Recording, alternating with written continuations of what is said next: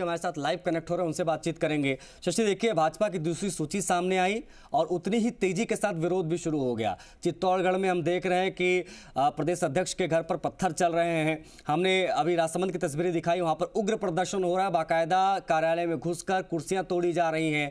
रतनगढ़ में वही हाल है। आखिर क्यों पार्टी इन जगहों पर बेहाल नजर आ रही है? क्यों आखिर इतना बड़ा प्रदर्शन देखने को मिल रहा है कार्यकर्ताओं का भाजपा के?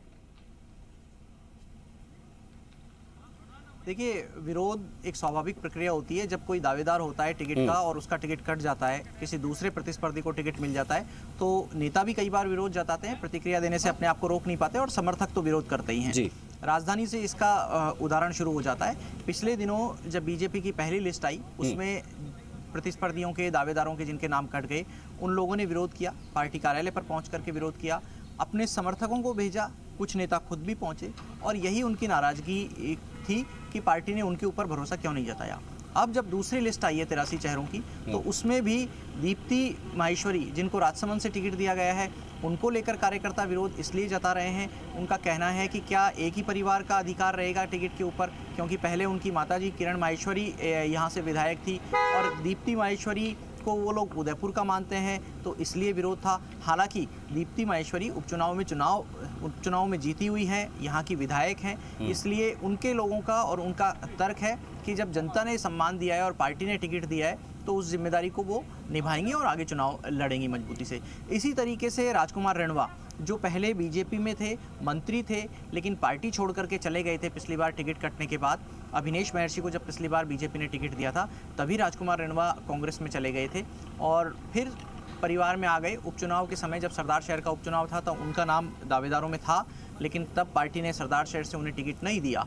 अब रतनगढ़ से उनकी दावेदारी थी और अभिनेश महर्षि और राजकुमार रेणवा की प्रतिस्पर्धा में ही अब कार्यकर्ता नाराजगी जता रहे हैं। हालांकि अभिनेश महर्षि का कहना है कि कार्यकर्ता उनके साथ भी हैं, लेकिन कौन पदाधिकारी किसके साथ है, यह पार्टी को आने वाले दिनों में पता चलेगा। अगर कोई लोग इस्तीफे भी देते हैं तो उन्हें लिखित में इस्तीफा देना होगा। और साथ में इसी तरीके से विरोध की खबरें आती रही हैं और पार्टी ने यह भी कहा है कि उन्होंने कैलाश चौधरी की अगुवाई में एक कमेटी बनाई है जो कार्यकर्ताओं को मनाएगी, बातचीत करेगी। इसमें अर्जुन राम मेघवाल और दूसरे वरिष्ठ नेता शामिल हैं। तो नाराजगी और समर्थन साथ साथ चलता रहता है, लेकिन ये नाराजगी तब तक तो बर्दाश्त है जब तक नेता चुनाव में खड़ा नहीं होता। चुनाव में खड़ा होता है तो पार्टी के लिए चिंता बढ़ जाती है, क्योंकि उससे वोट कटने का और नुकसान होने का खतरा रहता है।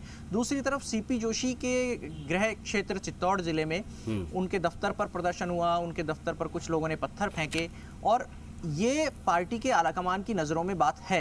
देखिए, वहां पर चंद्रभान सिंह आकिया का टिकट कटा है, जो पिछले 2 बार से विधायक थे। ये बात सही है कि चंद्रभान सिंह आकिया और सीपी जोशी, जो वहां के सांसद भी हैं, उनकी बहुत ज्यादा अच्छी ट्यूनिंग नहीं है, लेकिन ये बात भी उतनी ही सच है कि ये टिकट कटने में सीपी जोशी की भूमिका नहीं रही, बल्कि पार्टी के आलाकमान ने तय किया।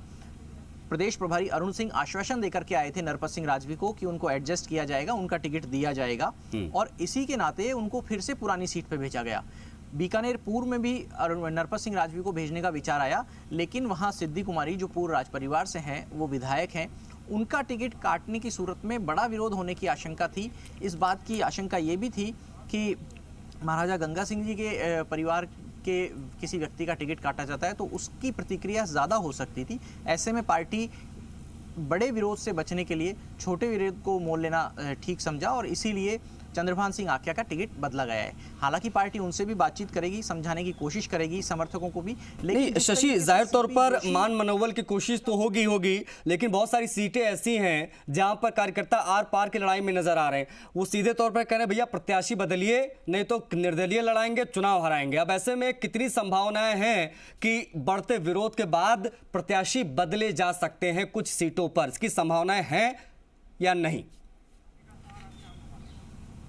देखिए, बीजेपी में आमतौर पर इस तरह की बात कम होती है और प्रत्याशी बदले जाने की संभावना अब से पहले सामान्य रूप से देखी नहीं गई है राजस्थान में। हाँ, ये बात ज़रूर है कि किसी को रिशफल करना है या शिफ्ट करना है तो वो प्रयास हुए हैं। नरपत सिंह राजवी को शिफ्ट किया है। अब बात ये भी आ रही है कि क्या राजपाल सिंह का पुनर्वास किया जा सकता है। साथ में सवाल ये भी कि क्या अशोक लाहौटी को एडजस्ट किया जा सकता है, जिनका सांगानेर से टिकट कटा है। हालांकि अशोक लाहौटी के समर्थक जमा हो रहे हैं आज वो भी नाराजगी जता सकते हैं। लेकिन लाहौटी की कोशिश ये है कि उन समर्थकों को रोका जाए जिससे कि पार्टी के विरोध में मैसेज ना जाए, क्योंकि अभी सीटें बाकी हैं और अशोक लाहौटी को एडजस्ट करने की संभावनाएं दिख रही हैं, तो राजपाल सिंह को भी एडजस्ट करने की संभावनाएं दिख रही हैं।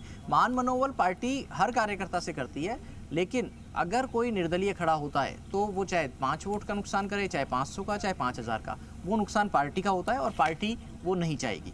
जी शुक्रिया आपका शशि, तमाम महत्वपूर्ण जानकारियों पर विश्लेषण के लिए। बढ़ेंगे आगे, अगली खबर की बात कर लेते हैं।